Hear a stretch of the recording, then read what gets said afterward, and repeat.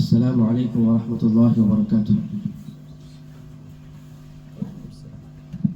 إن شاء الله எல்லாரும் கொஞ்சம் ஆம்பளை பாகத்தில் கொஞ்சம் நெருங்கி வாங்க இன்ஷா அல்லாஹ். பின்னால் வரக்கூடிய லேசாக இருக்கும்.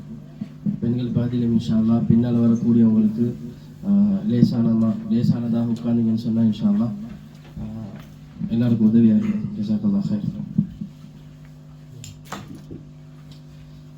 அல்ஹம்துலில்லாஹி ரப்பில் ஆலமீன் والصلاة والسلام على أشرف الأنبياء والمرسلين وعلى آله وصحبه أجمعين أما بعد.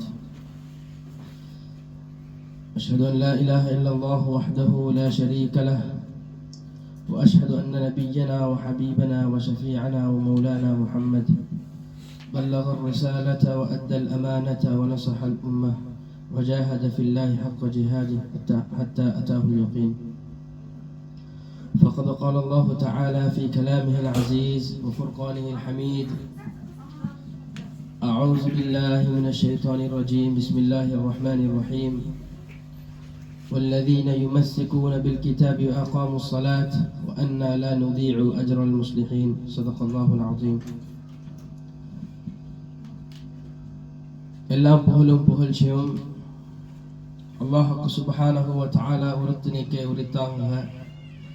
நிச்சயமாக அல்லாஹ் சுப்ஹானஹு வ தஆலா தனித்தவன், அனைத்தையும் அறிந்தவன், அனைத்தையும் கேட்கக்கூடியவன், மிகவும் சக்தி வாய்ந்தவன். கண்ணியமான சகோதரர்களே, அல்லாஹ் சுப்ஹானஹு வ தஆலா எந்த விடயத்தை எந்த நேரத்தில் அவன் நினைத்ததை செய்யக்கூடிய தகுதியுள்ளவனாக இருக்கின்றான். அல்லாஹ் சுப்ஹானஹு வ தஆலா நிச்சயமாக பிறக்கப்படவில்லை, யாரையும் பெற்றெடுக்கவும் எடுக்கவும் இல்லை. நிச்சயமாக அல்லாஹ் சுப்ஹானஹு வ தஆலா நம்மை பாதுகாக்கக்கூடியவன், போஷிக்கக்கூடியவனாக இருக்கின்றான். சலாத்தும் சலாமும் ஹஜ்ரத் ரசூலுல்லாஹி ஸல்லல்லாஹு அலைஹி வஸல்லம் அவர்கள் மீதிலும் அவர்களுடைய தோழர்கள், குடும்பத்தார்கள், முஸ்லிமான முஃமினான ஆண்கள் பெண்கள் அனைவர்கள் மீதும் உண்டாவதாக. அல்ஹம்துலில்லாஹ். கண்ணியமான சகோதரர்களே, இன்ஷா அல்லாஹ் இந்தியுடைய பாடத்தை ஆரம்பிக்கிறதுக்கு முன்னால பேசக்கூடிய விடயங்கள், கேட்கக்கூடிய விடயங்கள் எங்களோட வாழ்க்கையில வாரத்துக்காக வேண்டி இன்ஷா அல்லாஹ் உறுதியாக நியத்து வச்சு கொள்வோம். இரண்டாவதாக, வெளிப்படையில் விளங்காத ஷைத்தானை விட்டும் நாங்கள் அல்லாஹ்விடத்துல பாதுகாப்பு தேடுவோம். அதுக்கு பின்னால எங்களையோடு இருக்கக்கூடிய ஒரு நண்பரையும் கூட இன்ஷா அல்லாஹ் ஒரு மணி நேரத்துக்கு கொஞ்சம் நாங்கள் அதை விட்டு இருந்தோம்னு சொன்னா இன்ஷா அல்லாஹ் பேசக்கூடிய விடயம், கேட்கக்கூடிய விடயம் எங்களுக்கும் உங்களுக்கும் அது பொறுமதியானதாக இருக்கும். எங்களோட நண்பன் தான் அது டெலிஃபோனாக இருக்குது. இன்ஷா அல்லாஹ் அந்த டெலிஃபோனை கொஞ்சம் நாங்கள் ஒரு ஹவருக்கு சைடுக்காக்கி வச்சோம்னு சொன்னா அல்லாஹ் எங்களோட வாழ்க்கையில பறக்கத் செய்வானாக இன்ஷா அல்லாஹ். Assalamu alaikum wa rahmatullahi wa barakatuh. Alhamdulillah, on se voit pour la troisième fois pour une nouvelle conférence.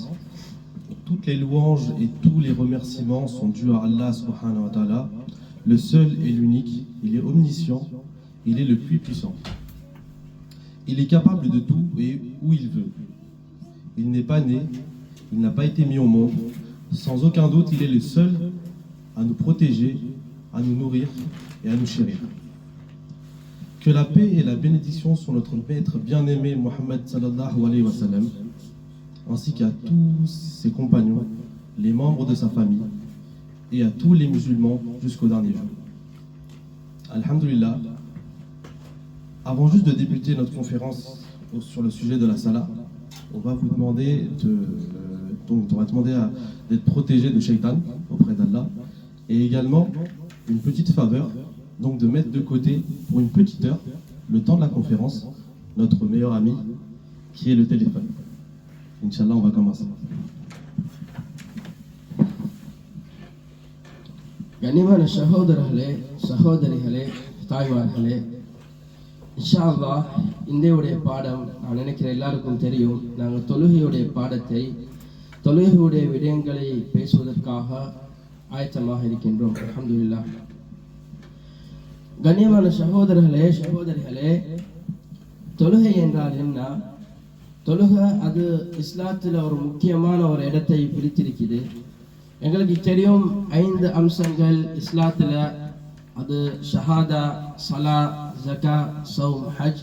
இந்த 5 அம்சங்களில் 2வது இடத்தை பிடிச்சிக்கக்கூடியது தான் இந்த தொழுகையாக இருக்குது. கண்ணியமான சகோதரர்களே, ரசூலுல்லாஹி ஸல்லல்லாஹு அலைஹி வஸல்லம் அவர்கள் இந்த தொழுகையை கொணர்ந்த நாள் தொடக்கம் இன்றைய வரக்காட்டும் இந்த 5 நேரம் தொழுகை அது கடமையாக இருக்கக்கூடியதாக இருக்குது.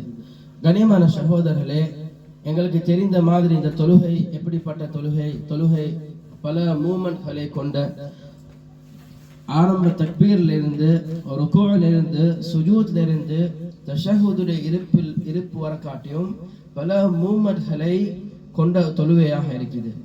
கண்ணியமான சகோதரர்களே, முஸ்லிம்கள் இந்த தொழுகைக்காக வேண்டி காபாவை முன்னோக்கி தொழக்கூடிய விடயத்தை எங்களுக்கு தெரிந்தவராக இருக்கின்றோம். கண்ணியமான சகோதரர்களே, நாம் யோசிச்சு பார்க்கணும், இந்த தொழுகைக்காக வேண்டி நீங்களும் செஞ்ச முயற்சி என்றதை நாங்கள் சிந்திச்சு பார்க்கணும். எங்களோட வாழ்க்கையில சில நேரம் நாங்கள் தொழுகை எங்களோட உம்மா வாப்பா தொழுகிறதை பார்த்து தொழக்கூடியவர்களாக இருந்திருப்போம். இல்லாட்டி சில மக்கள் இந்த தொழுகைக்காக வேண்டி ஒரு பாடமாக அந்த உலமாக்களிடத்துல இல்லாட்டி இருக்கக்கூடிய பயான்கள்ல கேட்டு இந்த தொழுகை எப்படி தொழுவோனும் என்றதை படித்து தொழக்கூடிய மக்களும் இருந்து கொண்டிருக்கிறாங்க. கண்ணியமான சகோதரர்களே, இந்தியுடைய பாடத்துல தொழுகையுடைய முக்கியத்துவம், தொழுகை ரசூலுல்லாஹி ஸல்லல்லாஹு அலைஹி வஸல்லம் எவ்வாறு செஞ்சார்கள், எவ்வாறு இந்த தொழுகையுடைய முக்கியத்துவத்தை காட்டினார்கள் என்றதை இன்ஷா அல்லாஹ் பார்த்துக்கொள்வோம். Donc dans un premier temps, nous allons débuter donc, le sujet qui est la salat par la question qu'est-ce que la salat. Donc la salat, c'est une forme particulière d'adoration qu'on accomplit 5 fois par jour. Elle constitue également le 2e pilier le plus important de l'islam, après la shahada, donc l'attestation à la foi. Il s'agit d'une forme de prière obligatoire, donc accomplie 5 fois par jour, qui a été révélée dans le Coran et enseignée par notre bien-aimé prophète sallallahu alayhi wa sallam. Donc la salat, elle implique différents mouvements physiques, donc se tenir debout, s'incliner, s'asseoir et se prosterner. Elle implique également la récitation de versets coraniques et des doigts. Les musulmans font face à la Kaaba, donc la maison sacrée d'Allah subhanahu wa ta'ala. On se dirige donc vers la Mecque pour effectuer nos prières obligatoires et toutes sortes de prières.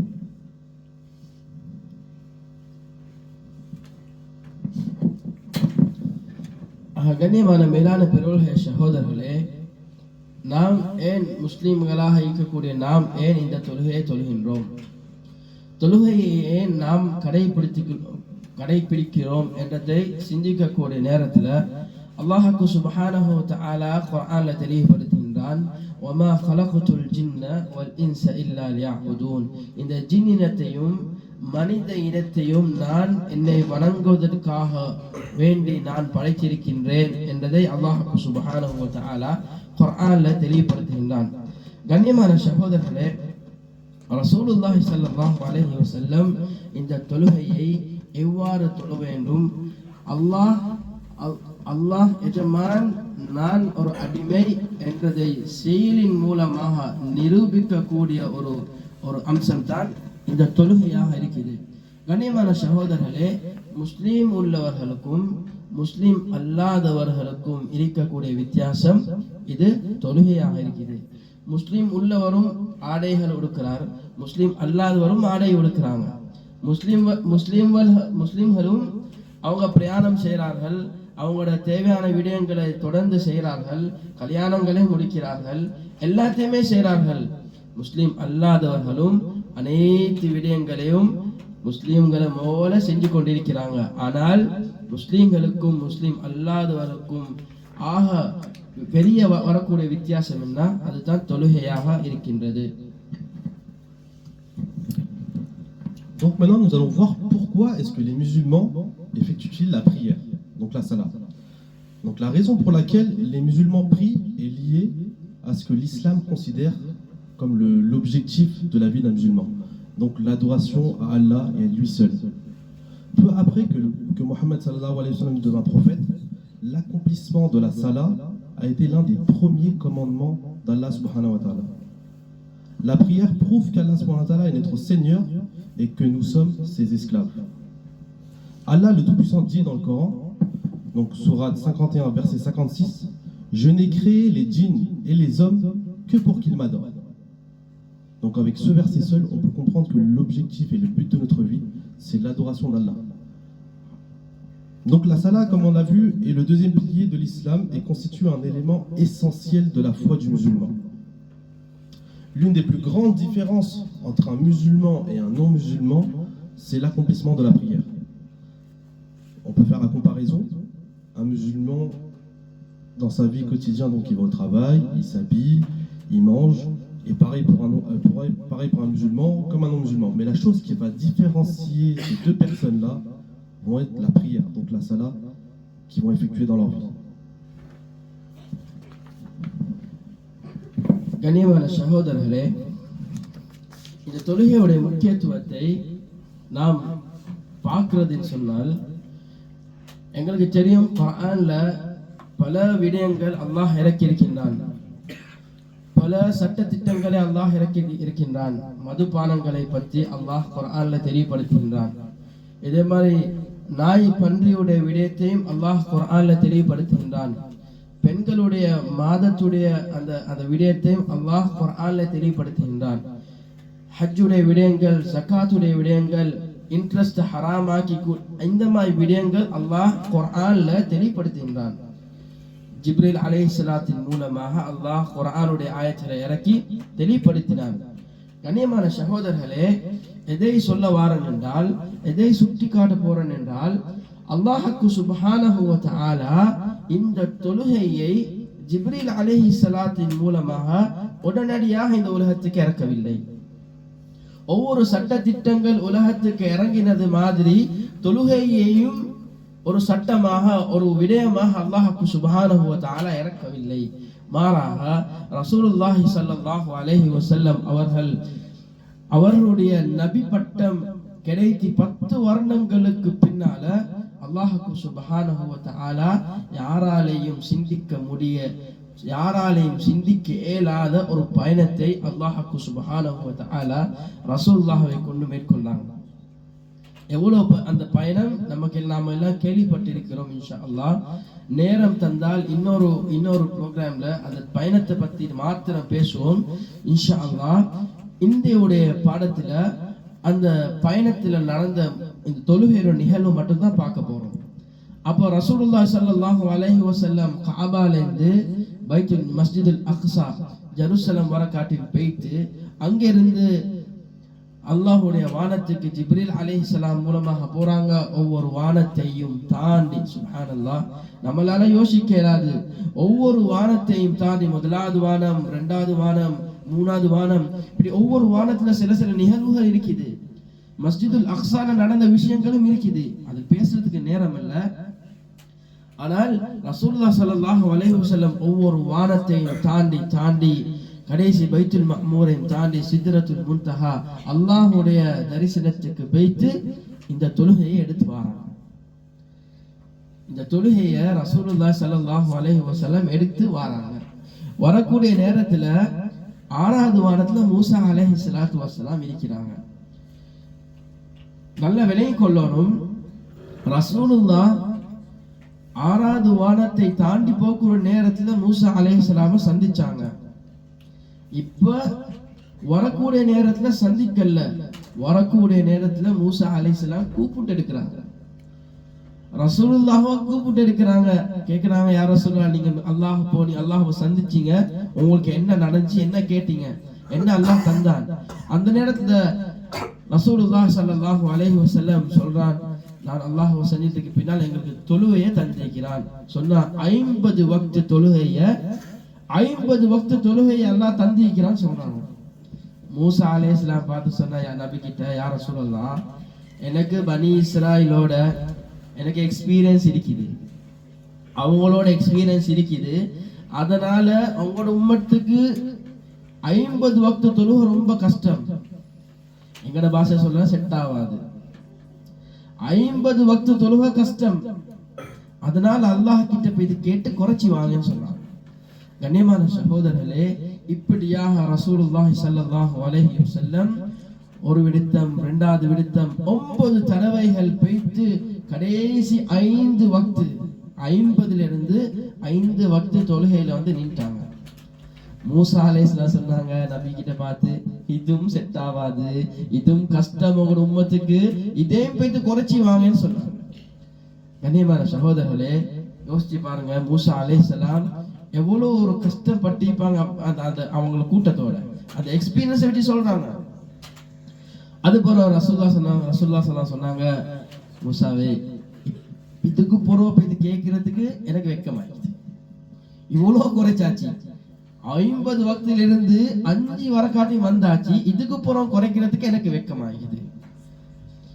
உம்மத்து மேல நல்லெண்ணெய் வச்சுட்டு அவங்க அந்த 5 வக்து தொழுகையை எடுத்து உலகத்துக்கு வந்தாங்க. கண்ணியமான சகோதரர்களே, இது நீண்ட ஒரு சம்பவம், புகாரில முஸ்லீம் வரக்கூடிய சம்பவமாக இருக்குது. இன்ஷா அல்லாஹ் ஒரு நேரம் தந்தால் அதோடு அது மேராஜுடைய பயணத்தை மட்டும் இன்ஷா அல்லாஹ் இன்னொரு சுஜையில பேசுவோம் இன்ஷா அல்லாஹ். Inch'Allah. On a vu qu'est-ce qu'elle était la salah. On a également vu pourquoi est-ce que les musulmans prient-ils la salah.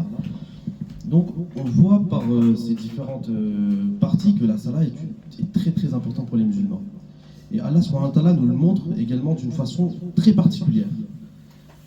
Donc il y a plusieurs règles et de règlements qui ont été descendus par Allah subhanahu wa ta'ala par le biais de Jibril alayhi salam, qui a été révélé, donc qui sont actuellement les versets coraniques, où on a plein de règlements comme l'interdiction de boire de l'alcool, l'interdiction de manger du porc, l'interdiction de faire tout ce qui était crédit usuraire. Mais Allah subhanahu wa ta'ala, il aurait pu faire la même chose avec la prière, donc la salah, et de transmettre son ordre, cette obligation à Jibril alayhi salam, et il aurait pu le rapporter au prophète qui aurait communiqué à son peuple. Et subhanallah, pour la salah, qu'est-ce qu'il a fait Allah subhanahu wa ta'ala? Il a appelé le prophète lui-même pour une rencontre directe chez lui, donc au-delà des 7 cieux. Donc c'est l'histoire d'Isra et Miraj. Donc c'est un très grand voyage que le prophète sallallahu alayhi wa sallam il a vécu. On pourra le voir Inch'Allah dans une prochaine conférence en détail. Mais cette fois-ci, juste particulièrement, on va la raccourcir et la résumer de manière la plus brève possible pour la comprendre. Donc le prophète sallallahu alayhi wa sallam, il fait un premier voyage donc de la Mecque jusqu'à Al-Aqsa à Jérusalem, où de là-bas en fait il fait un deuxième voyage donc vers les cieux. Donc il va traverser les 7 cieux pour arriver jusqu'à Bayt al-Ma'mour pour rencontrer Allah subhanahu wa ta'ala, où à ce moment-là, là-bas, Allah va lui ordonner de faire les prières. Donc ça commence. Donc Jibril alayhi salam, il prend le prophète sallallahu alayhi wa sallam et il monte vers le premier ciel. Il le traverse, donc il y avait ce ciel-là, il y avait le prophète Adam alayhi salam, il le rencontre, il se salue. Le deuxième ciel, il rencontre Isa alayhi salam et Yahya. Le troisième ciel, il va rencontrer le prophète Youssouf. Dans le quatrième, il va rencontrer le prophète Idriss. Dans le cinquième ciel, il va rencontrer le prophète Haroun. Dans le sixième, Moussa alayhi salam. Et dans le septième, Abraham, donc Ibrahim alayhi salam. Et finalement, il va atteindre, lui tout seul, pas Jibril alayhi salam, seulement le prophète sallallahu alayhi wa sallam, il va atteindre Bayt al-Ma'mour, donc la maison sacrée de Dieu, où il y a 70 000 anges qui viennent prier et qui s'en vont et qui reviennent jamais. Donc c'est là où Allah subhanahu wa ta'ala, il ordonne au prophète sallallahu alayhi wa sallam de demander à son peuple d'accomplir 50 prières. Donc qu'est-ce qu'il fait le prophète sallallahu alayhi wa sallam? Donc il accepte, il redescend le 7e ciel, le 6e ciel, et quand il redescend, en fait, il y a Moussa alayhi salam qui l'interpelle. Il dit, oh Mohammed, et il l'interpelle, il lui pose la question. Qu'est-ce que tu es parti faire? Qu'est-ce que Allah subhanahu wa ta'ala t'a demandé de faire? Et c'est là où le prophète sallallahu alayhi wa sallam, il lui explique que Allah m'a ordonné d'effectuer 50 prières. Et de là, Moussa alayhi salam, il dit, oh Mohammed, moi j'ai eu comme mission de guider le peuple des Banu Israël.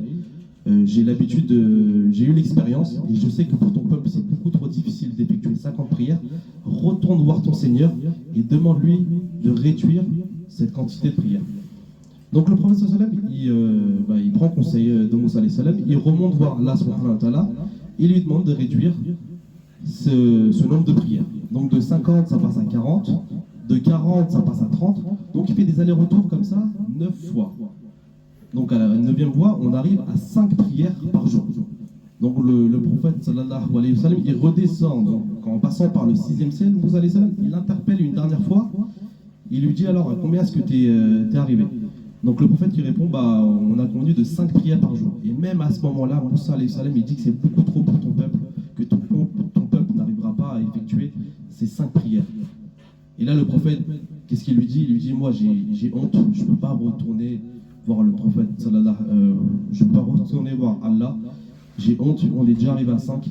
J'accepte ces 5 prières qui sont obligées pour mon peuple. J'ai confiance en mon peuple et il redescend sur terre. Donc on voit ici l'importance de la prière. Donc sous quel format est-ce que Allah subhanahu wa ta'ala nous l'a obligé?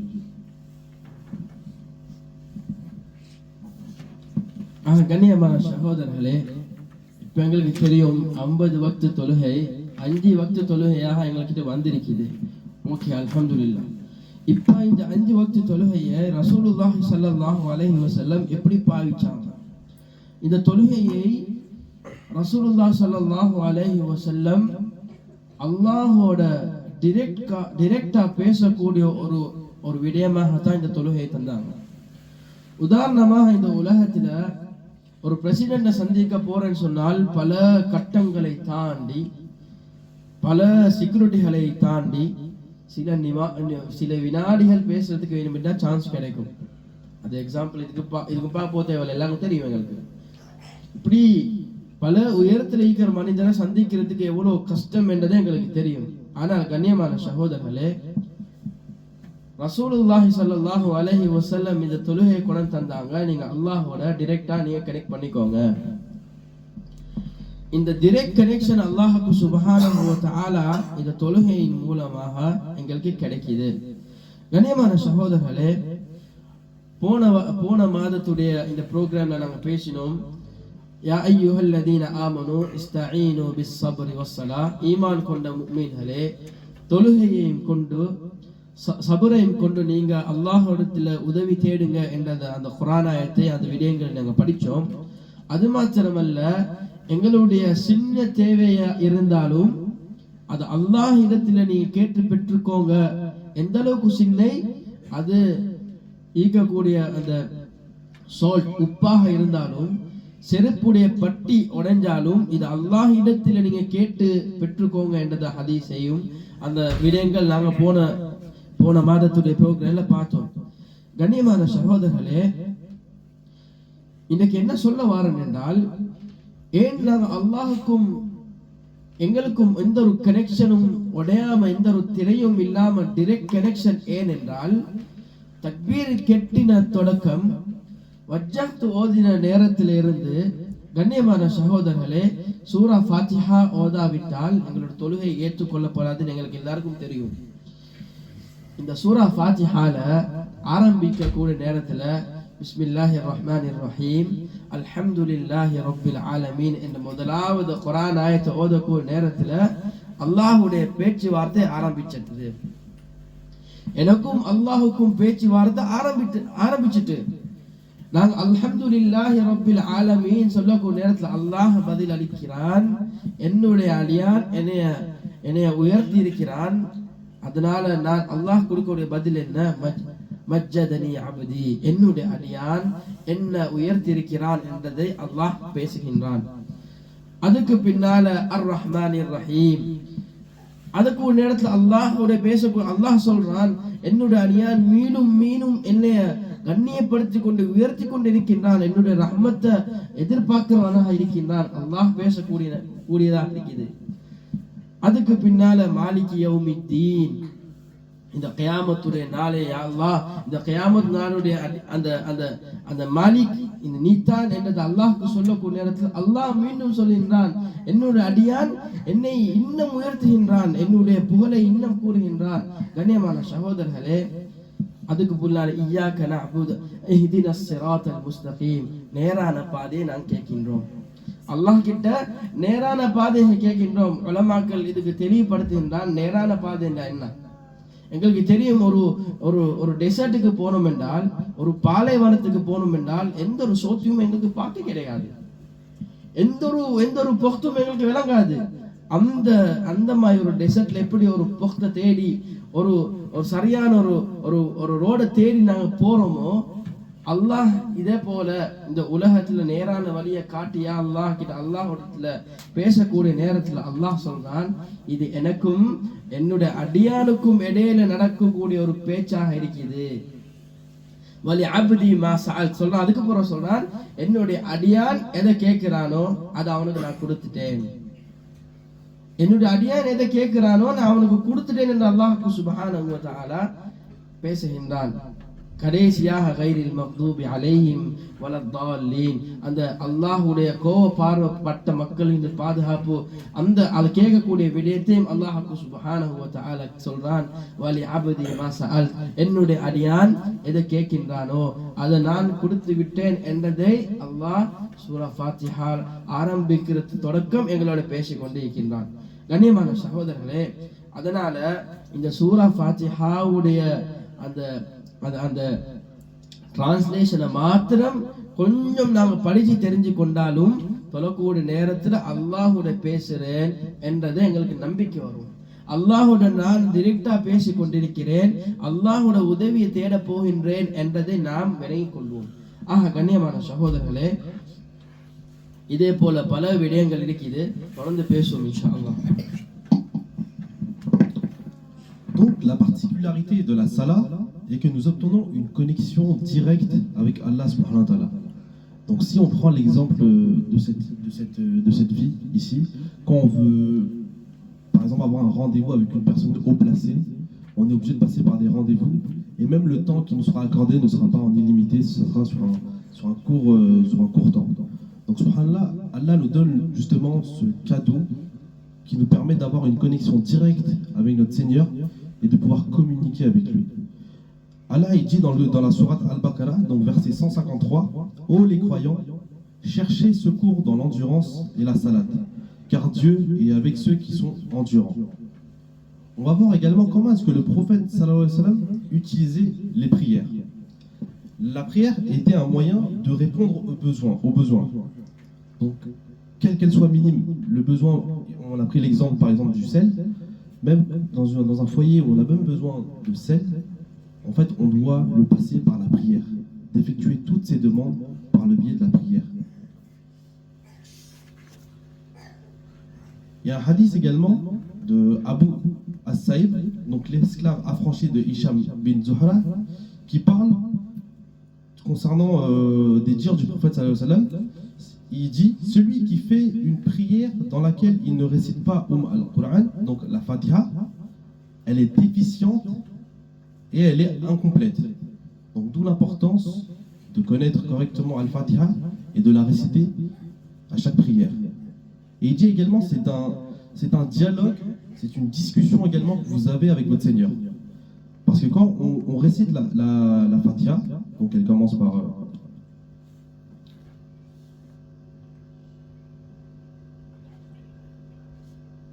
donc le premier verset, j'ai divisé la prière entre... Donc Allah il dit, j'ai divisé la prière entre moi et mon esclave en deux moitiés. Et mon esclave aura ce qu'il a demandé.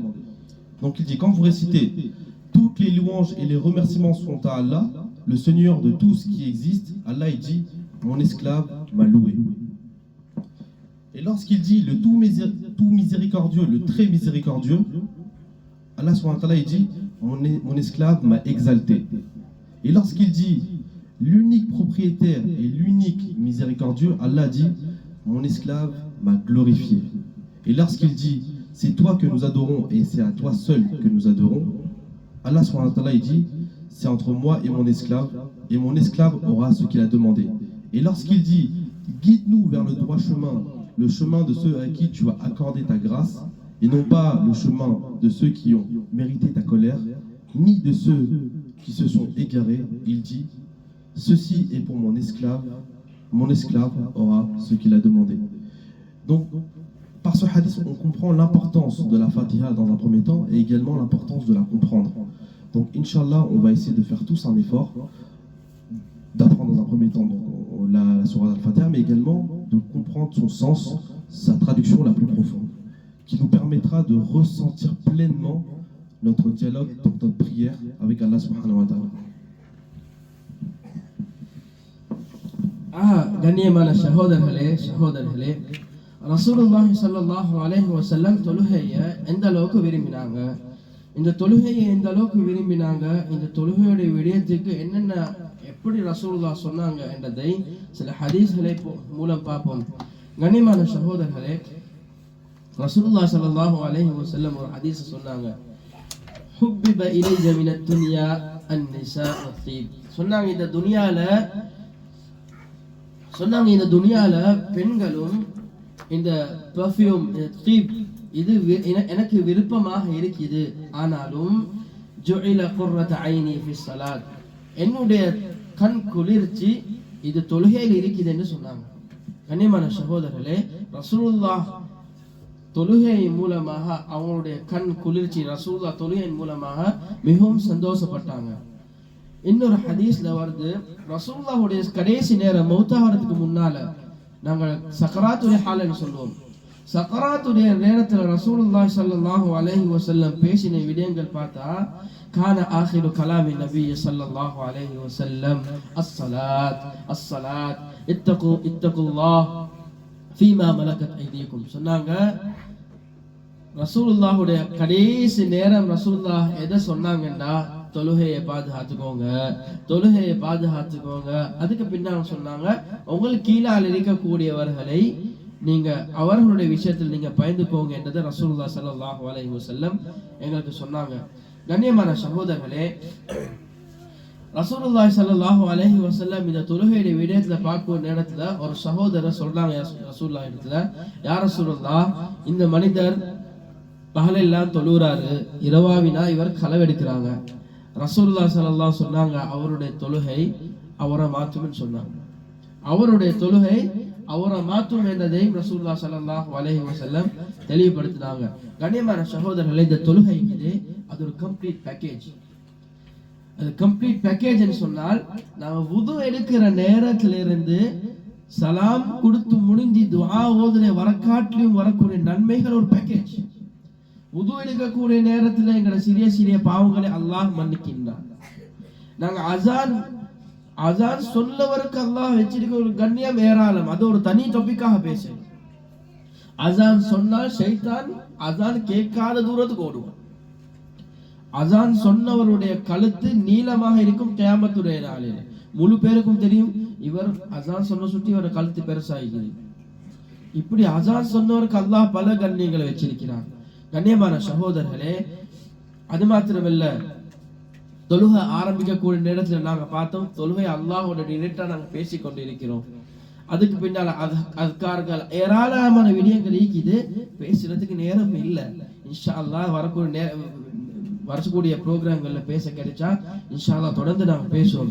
கண்ணியமான சகோதரர்களே, இந்த தொழுகையுடைய ஆக முக்கியமான விசேஷமான தன்மை என்னென்றால், குர்ஆன்ல அல்லாஹ் தெளிவுபடுத்துகின்றான், இன்னஸ் ஸலாத தன்ஹா அனில் ஃபஹ்ஷாஇ வல் முன்கர். ஒரு மனிதனுடைய வாழ்க்கையில ஈக்கக்கூடிய மானக்கெட்ட விருப்பம் இல்லாத அசிங்கமான செயல்கள் அவருடைய வாழ்க்கையில் இருக்கும் சொன்னால், இப்படிப்பட்ட செயல்களை தடுக்கக்கூடிய ஒரு விடயம் தான் இந்த தொழுகையாக இருக்குது. அப்ப தொழுகையின் மூலமாக எங்களுடைய மொபைல் ஆக்ஷன் நாங்க இல்லாமக்கக்கூடிய ஒரு விடயமாக இருக்குது. கண்ணியமான சகோதரர்களே, இந்த தொழுகையில இன்னொரு விடயம் இருக்குது, டைம் மேனேஜ்மெண்ட். இன்ன ஸலாத கானத் அலல் முஃமினீன கிதாபம் மவ்கூதா. அந்த தொழுகை ஒரு முஃமினுக்கு நிர்ணயிச்சு நேரத்தை குறிச்சு வச்சிருக்குது. ஒவ்வொரு நேரத்துல குறிச்சு வச்சிருக்கிறான். இது ஒரு டைம் மேனேஜ்மெண்ட்க்கு வரக்கூடிய ஒரு விடயம். இலங்கையில எனக்கு நினைவுக்குது, டைம் மேனேஜ்மெண்ட் சொல்லி எங்களோட ஆஃபீஸ்ல ஒரு ப்ரோக்ராமே செஞ்சாங்க. டைம் மேனேஜ்மெண்ட் சொல்லி ஒரு ப்ரோக்ராமை செஞ்சுட்டு கையில சர்டிபிகேட்டும் தந்தாங்க. சுப்ஹானல்லாஹ். டைம் மேனேஜ்மெண்ட் எங்க நடக்குது ஆரம்பம்னா, எங்கட இஸ்லாத்துல தொழுகையின் மூலமாக அல்லாஹ் சுப்ஹானஹு வ தஆலா டைம் மேனேஜ்மெண்ட்டை படித்து தரக்கூடியதாக இருக்குது.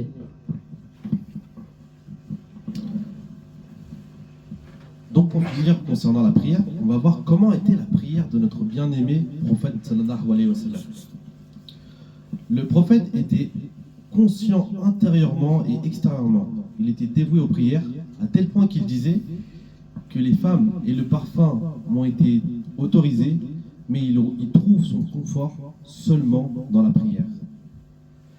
Il a été également rapporté par Ali anhu, qu'Allah le bénisse et lui accorde la paix, que le prophète sallallahu alayhi wa sallam a dit sur son lit de mort: la prière, la prière. Craignez Allah pour vos esclaves à la fin. Donc même au moment de rendre l'âme, le prophète sallallahu alayhi wa sallam a insisté encore une fois sur la prière. À l'époque du prophète sallallahu alayhi wa sallam, une personne volait la nuit et priait le matin. Et pour ça, le prophète sallallahu alayhi wa sallam, il a dit que la salat allait le faire changer et lui permettre d'arrêter ses mauvaises actions, les péchés qu'il commettait la nuit. La salat, elle est pas. En fait, c'est un pack, c'est un pack qui comprend plusieurs choses. Donc, avant de faire la prière, qu'est-ce qu'on fait? On fait nos ablutions. Et les ablutions, ça nous permet de purifier de nos petits péchés. Ensuite, il y a l'appel à la prière, donc l'azan. Donc déjà, la personne qui fait l'azan, elle a une récompense, elle va être élevée d'un rang supérieur au paradis. Ça se caractérise comme, ils disent que quand on fait l'azan, donc Shaitan s'enfuit au moment de l'azan, jusqu'à ne plus l'entendre. La personne qui dit l'azan, donc en fait, il aura un long coup le jour de Kiyama. Et donc pour finir, la salat, elle nous empêche, comme on a pu le voir avec l'exemple de la personne qui volait la nuit, elle nous empêchera de commettre de mauvaises actions. Donc récitez ce que vous avez dans la sourate Al-Ankabut, donc sourate 29-45, Allah nous dit: récitez ce qui vous a été révélé du livre et accomplissez la salat. En effet, la salat empêche al-fashha, donc les péchés immoraux, et al-munkar, les mauvaises actions. Et le rappel d'Allah est vraiment le plus grand. Et Allah sait ce que vous faites. Donc en effet, la prière a été prescrite aux croyants à des moments précis. Donc dans ce monde, on peut avoir des formations pour, on va dire, gérer notre temps. Mais Allah, grâce à la prière, il nous permet. Donc en fait, la prière a été donnée à des heures précises et à des moments précis. On va prendre l'exemple de Fajr, Duha, Asr, Maghrib et Isha. Donc c'est vraiment à des heures précises. Et ça nous permet de nous ordonner dans notre journée.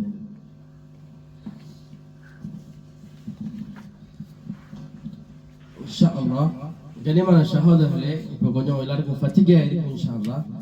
இதுக்கு போகிறோம் சின்ன சின்ன ஹதீஸ்கள் வரும். வரக்கூடிய சின்ன சின்ன ஹதீஸ்கள் இன்ஷாஅல்லாஹ் நீங்கள் ரொம்ப நல்ல கவனமாக எல்லாரும் கேட்டுக்கோங்க இன்ஷாஅல்லாஹ். இந்த கடைசியாக இந்த முடிச்சதுக்கு பின்னால 4 கேள்விகள் இதுக்கு புறம் வரக்கூடிய விடயத்தில் கேட்கப்படும்.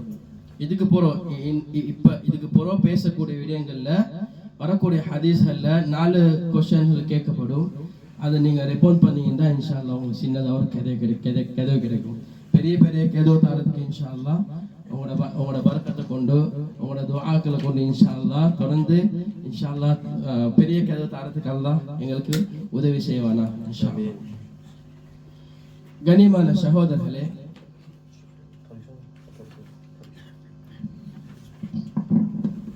Alhamdulillah, donc on a fini on va dire la phase théorique. On va passer aux exemples avec plusieurs hadiths. Donc on va vous demander d'être très attentifs concernant les hadiths qui vont être récités. À la fin d'avoir lu tous les hadiths, on aura 4 questions à vous poser. Et Inch'Allah, les personnes qui donneront les bonnes réponses, ils seront donc félicités. On a un petit cadeau également à leur remettre. Donc soyez attentifs et on va commencer. இன்ஷாஅல்லாஹ் இப்போ வரக்கூடிய விடயம் என்னன்னு சொன்னா, இந்த தொழுகையுடைய அல்லாஹ் இந்த 5 நேர தொழுகை அப்படி இல்லாட்டி இந்த சுன்னா கூடிய தொழுகைகளுக்கு அல்லாஹ் சுப்ஹானஹு வ தஆலா எங்களுக்கு என்னென்ன விடயங்கள் வச்சிருக்கிறான்ன்றது பார்ப்போம் இன்ஷாஅல்லாஹ். ஒரு ஹதீஸ்ல வருது, அல்லாஹ் சுப்ஹானஹு வ தஆலா ஒரு மனிதருக்கு சொர்க்கத்தில் ஒரு பெரிய ஒரு மாளிகை கட்டுவான். சொர்க்கத்தில் ஒரு பெரிய ஒரு மாளிகை கட்டுவான். யாருக்கு அல்லாஹ் இப்படிப்பட்ட ஒரு மாளிகத்தை கட்டுவான்னு சொன்னால், தொழுகைக்கு முன்பின் சுன்னத்துகள் 12 ரக்காத் சுன்னத்துகள் யாரு தொழுறீங்களோ இவங்களுக்கு ஒரு பெரிய ஒரு மாளிகை கட்டப்படும். அந்த சில உலமாக்கள் 10 ரக்காத் என்று சொல்லப்படுது. இந்த ஹதீஸ்ல 12 ரக்காத் என்ன வருது. இந்த சில ஹதீஸ்ல 10 ரக்காத் என்று வருது. பல விடயங்கள் இருக்கு, பல ரக்காத்கள் என்ற ஹதீஸ்ல வந்திருக்குது. ஆனா ஏன் அந்த வந்திருக்குது காரணம், இது தொழுந்தால் முன்பின் சுன்னத்துகள் தொழுந்தால் சொர்க்கத்தில் ஒரு மாளிகை கெட்டப்படும். அப்ப அந்த சுன்னத்துகளை சின்ன சுருக்கமாக பார்ப்போம். ஃபஜ்ருக்கு முன்னால வரக்கூடிய 2 ரக்காத், zuhருக்கு முன்னால 2 ரக்காத், பின்னால 2 ரக்காத், அசருக்கு முன்னால 2 ரக்காத், மகரிப்க்கு பின்னால 2 ரக்காத், இஷாவுக்கு பின்னால 2 ரக்காத். அப்ப 12 ரக்காத்கள். அப்ப முன்னால 4 ரக்காத் தொழுவது பிரச்சனையா? இல்ல, பிரச்சனை இல்லை, உங்களுக்கு தொழலாம். அதுக்கும் ஏராளமான ஹதீஸ்கள் இருக்குது. இன்ஷாஅல்லாஹ் அது ஒரு பாடமாக படிக்கும் நேரத்துல படிக்கலும். இப்ப ஒரு 12 ரக்காத் தொழுந்தவருக்கு என்ன கிடைக்கும்? சொர்க்கத்தில் ஒரு மாளிகை கட்டப்படும். Donc, on va commencer la phase des hadiths. Donc, concernant les récompenses pour les prières. Donc, les sunnahs avant les prières, fard. Donc, le premier hadith, donc, Habiba, qu'Allah soit satisfait d'elle, la mère des croyants, a rapporté: j'ai entendu le messager d'Allah, sallallahu alayhi wa sallam, dire: une maison sera construite au paradis pour tout musulman qui offrira 12 rakats de salat facultative autre que les prières obligatoires. Donc on a pour commencer la prière de Al-Fajr qui une prière facultative, donc avant la prière de Fajr c'est 2 rakats sunnah, avant la prière de Dhuhr c'est 2 également, et 2 après la prière obligatoire de Dhuhr. Avant la prière de Asr il y a 2 prières facultatives, et après la prière obligatoire de Maghrib, il y a 2 rakat sunnah, et Isha pareil, après la prière obligatoire de Isha, il y a 2 prières facultatives. அப்ப கண்ணியமான சகோதரர்களே, ஃபஜ்ருடைய சுன்னத்தை ரசூலுல்லாஹ் ஸல்லல்லாஹு அலைஹி சொன்னாங்க. யாரு ஃபஜ்ருடைய முன் 2 ரக்காத் சுன்னத் தொழுவாங்களோ அதனுடைய கூலி எப்படி என்றால், உலகமும் உலகத்தில் இருக்கக்கூடிய அனைத்து வஸ்துகள் கிடைப்பதும் விட சிறந்ததுன்னு சொன்னாங்க. ஃபஜ்ருடைய சுன்னத் உலகத்தில் இருக்கக்கூடிய அனைத்து வஸ்துகள் கிடைப்பதை விட சிறந்ததுன்னு சொன்னாங்க. சஹாபாக்கள் சொன்னாங்க, ரசூலுல்லாஹ் ஸல்லல்லாஹு அலைஹி வஸல்லம் சில நேரத்துல இந்த 2 ரக்காத் சுன்னத்தை தொழுவாங்க. எப்படின்னா சஹாபாக்கள் நினைச்சாங்களா இவர் தொழுந்தாரா இல்லையான்னு நினைக்கிற அளவுக்கு ஃபாஸ்டா தொழுவாங்களா. சூரா ஃபாத்திஹா ஓதினாரா என்ற சந்தேகம் வார அளவுக்கு ரசூலுல்லாஹ் இந்த 2 ரக்காத் தொழுகை தொழுதிக்கிறாங்க. அப்ப ஃபஜ்ருடைய சுன்னத் ஆக முக்கியமான ஒரு தொழுகையாக இருக்குது. Donc on va commencer par les bienfaits de la prière qu'on effectue les 2 rakats avant la prière de Fajr. Donc Aïcha rapporte que le prophète sallallahu alayhi wa sallam a dit: les 2 rakats avant la prière de l'aube, donc Fajr, sont meilleurs que ce monde et tout ce qu'il contient. Donc je répète, les 2 rakats avant la prière de Fajr, elles sont meilleures que ce monde et tout ce qu'il contient. Donc le prophète Mohammed sallallahu alayhi wa sallam priait parfois ces 2 rakats de la sunna si rapidement que les sahaba se posaient la question s'il avait lu Al-Fatiha. Il l'a prié très rapidement, mais il ne l'a raté jamais. கண்ணியமான சகோதரர்களே, zuhருடைய தொழுகை ஆரம்பத்தில் நான் சொன்னேன், zuhருக்கு முன்னால 2 பின்னால 2 என்று இந்த ஹதீஸ்ல வந்திருக்குது. இந்த ஹதீஸ்ல வந்திருக்குது, யார் ஒரு மனிதர் zuhருக்கு முன்னால 4 ரக்காத் zuhருக்கு பின்னால 4 ரக்காத் யாரு தொழக்கூடிய பழக்கம் இருக்குமோ அவங்களுக்கு என்ன கிடைக்கும் என்றால், அது நரகத்திலிருந்து ஒரு ஷீல்டு, நரகத்திலிருந்து அவங்களுக்கு ஒரு பாதுகாப்பு. zuhருடைய முன்னாலே 4 ரக்காத் பின்னாலே 4 ரக்காத். அப்ப zuhருக்கு முன்னால பின்னால 4 ரக்காத் தொழுகையிலும் பிரச்சனை இல்லை. ஆனா முஅக்கதாவான தொழுகை 2 இருக்குது. அசருக்கு முன்னால வரக்கூடிய 2 ரக்காத்துக்கு ரசூலுல்லாஹ் சொன்னாங்க, ரஹிமல்லாஹு இம்ரான் மன் ஸல்லா قبل العصر 4. அசருக்கு முன்னால யார் 4 ரக்காத் தொழுவாங்களோ அவங்களோட வாழ்க்கையில் அல்லாஹ் பரக்கத் செய்வானாக, ரஹ்மத் செய்வானாக என்று ரசூலுல்லாஹ் ஸல்லல்லாஹு அலைஹி வஸல்லம் துஆ செஞ்சாங்க. Donc on a vu la prière de Fajr, maintenant on va passer pour la prière de Dhuhr. Donc le messager, donc Habiba, donc le hadith c'est Habiba, qu'Allah soit satisfait d'elle, rapporte que le prophète sallallahu alayhi wa sallam a dit: quiconque observe la pratique d'accomplir 4 rakats avant la prière de Dhuhr et 4 rakats après la prière de Dhuhr, Allah le protégera contre le feu de l'enfer. Donc au début, j'avais expliqué que c'était 2 rakats avant la prière de Dhuhr et 2 rakats après la prière de Dhuhr. Mais sur ce hadith-là, ça a été cité comme 4 rakats avant la prière de Dhuhr et 4 rakats après la prière de Dhuhr. Avant et après, c'est 4 et 4.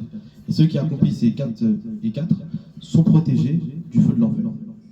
Donc après, on va parler de la prière de Asr. Donc Abdul bin As-Saïb, qu'Allah soit satisfait de lui, rapporte que le messager sallallahu alayhi wa sallam avait dit: il avait l'habitude d'accomplir 4 rakats après le déclin du soleil avant la prière de Zuhr et disait: c'est une heure à laquelle les portes du paradis sont ouvertes et j'aime que mes bonnes actions montent au paradis à ce moment-là. Donc le fait d'accomplir 4 rakats avant la prière de Asr, ça permet que nos bonnes actions soient montées au paradis au moment où les portes du paradis sont ouvertes. கனிமான சகோதரர்களே, ஃபஜ்ருடைய தொழுகையும் இஷாவுடைய தொழுகையும் சுன்னத்களை பத்தி பார்த்தோம். இப்ப ஃபஜ்ருடைய தொழுகையும் இஷாவுடைய தொழுகையும் ரசூலுல்லாஹி ஸல்லல்லாஹு அலைஹி வஸல்லம் ஹதீஸ்ல யாரு ஃபஜ்ருடைய தொழுகை இமாம் ஜமாத்தோட தொழுதாங்களோ, இஷாவுடைய தொழுகை யார் இமாம் ஜமாத்தோட தொழுதாங்களோ, இது ரெண்டையும் யார் இமாம் ஜமாத்தோட தொழுறாங்களோ இவங்களுக்கு முழு இரவும் நின்று வழங்கின நன்மை கிடைக்கப்படும். முழு இரவும் யாருக்கும் செய்யறாது. நாங்க நோன்பு நேரில் தெரியும், எங்களுக்கு கியாமுல் தொழுவோம், அமல் இபாதத் செய்வோம், அதுலயும் ஒரு அவர் பிரேக் எடுப்போம். ஆனா இது அப்படி இல்லை, முழு இரவும் நின்று வணங்கின நன்மை கிடைக்கும். யாருக்கு? ஃபஜ்ரும் இஷாவும் இமாம் ஜமாத்தோட தொழக்கூடிய மனிதருக்கு. ரெண்டாவது சொன்னாங்க ஃபஜ்ரும் இஷாவும் முனாஃபிக்களுக்கு மிகவும் கஷ்டமா இருக்கும் சொன்னாங்க. ஃபஜ்ரும் இஷாவும் முனாஃபிக்களுக்கு தொழுவுறதுக்கு மிச்சம் கஷ்டமாக இருக்கும் சொன்னாங்க.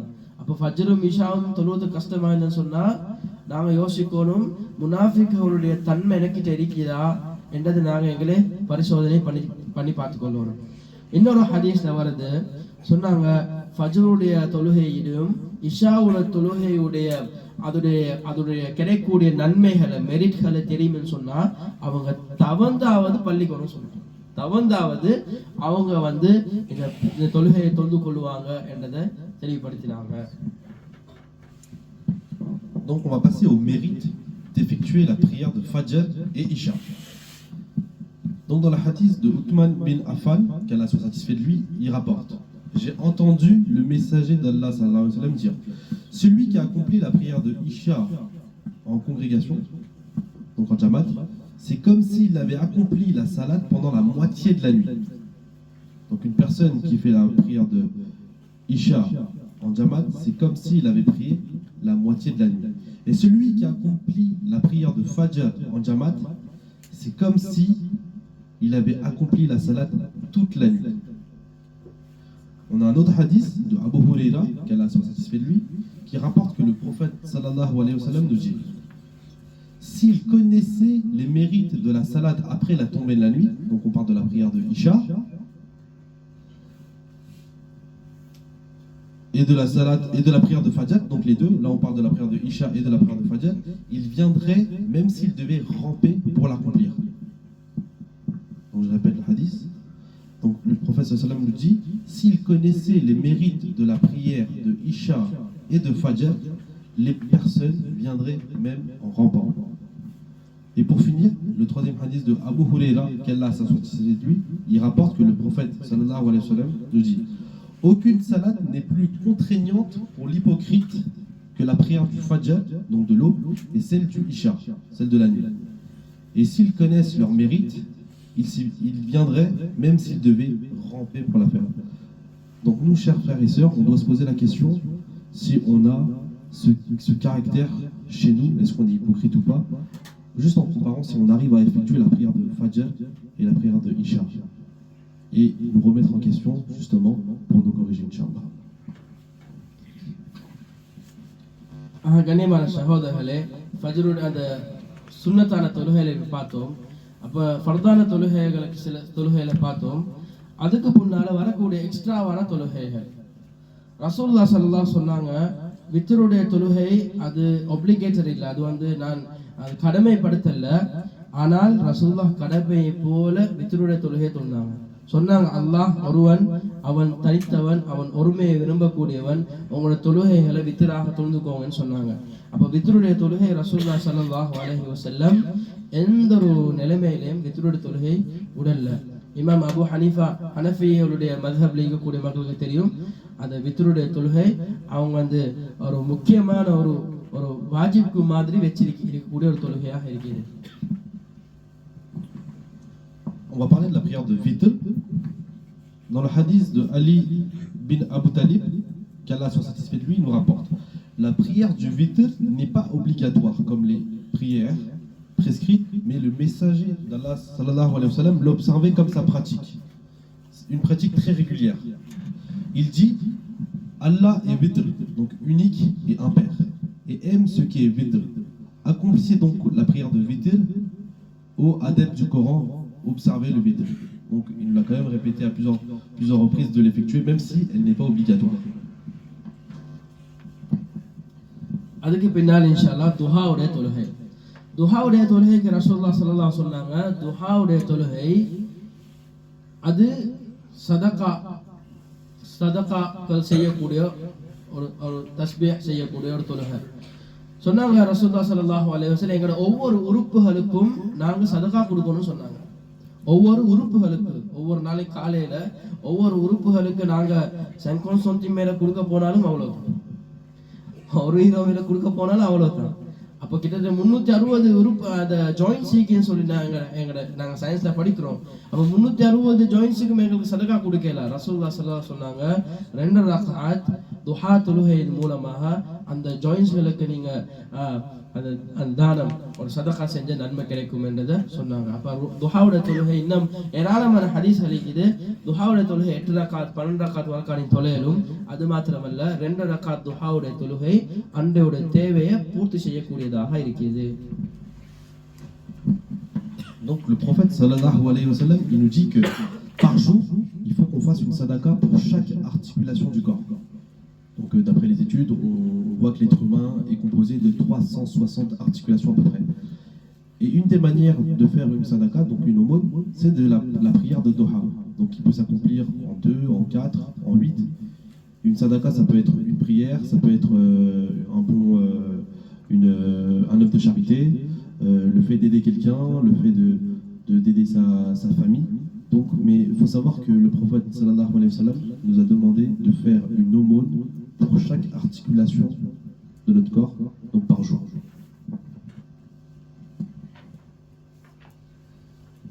கண்ணியமான சகோதரர்களே, அப்புறம் தஹஜ்ஜுடைய தொழுகை. தஹஜ்ஜுடைய தொழுகையும் ஒரு நீண்ட ஒரு தொழுகை.